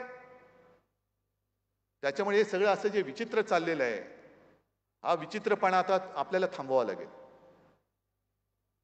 इथे जी काय गुंडागर्दी चाललेली, मला मागे कोणतरी बोललं की इकडे कोणतरी काय ती गोल्डन गँग होती. महापालिकेमध्ये सुद्धा भ्रष्टाचार. एक तर ठाणा महापालिका तर लुटलीच. मध्ये बातमी आली होती की महापालिकेच्या तिजोरीत फक्त 10 कोटी रुपये राहिलेले आहेत. म्हणजे कर्मचाऱ्यांचा पगार द्यायला आता पैसे नसतील. मुंबई महापालिका ते ओरबाडून खातातच आहे. त्यांचे सगळे मित्र हे तुम्हाला माहिती आहेत कोण कोण आहेत. हे सगळे ओरबाडून खात आहेत. म्हणजे एका गोष्टीचा मला अभिमान आहे किंवा होता की शिवसेनेच्या हातात मुंबई महापालिका होती. ती आतापर्यंत महापालिका विसर्जित होईपर्यंत 2012 साली 640 कोटीच्या तुटीमध्ये असलेली मुंबई महापालिका आतापर्यंत आपण 90,000 कोटीच्या प्लसमध्ये आणून दाखवली होती. 90,000 कोटीच्या ठेवी ठेवल्या होत्या. मग मोदीजी आले, आपलं सरकार पाडलं. मोदीजी आले आणि म्हणाले की एफडी में रखकर विकास नहीं होता जी, वो मेरे मित्रों के जेब में जाना चाहिए पैसा. सगळं आता तुम्ही चांगली आठवण करून दिली. अचानक त्यांना साक्षात्कार काय झाला? ये राहुल गांधी अब अडानी अंबानी पर क्यों नहीं बोल रहे? बताओ कितना ट्रक भर के, कितने टेम्पो भर के माल आपके पास उठाया आपने? और मोदी जी काही वर्षांपूर्वी तुम्ही नोटबंदी केली होती. कशासाठी केली होती? काळं धन नष्ट करायला. आणि आता तुम्ही पंतप्रधान आहात. तुमचे ईडी, इन्कम टॅक्स, सीबीआय सगळे तुम्ही आमच्या शिवसैनिकाच्या मागे लावतात. त्या मडवीला तुरुंगामध्ये टाकता.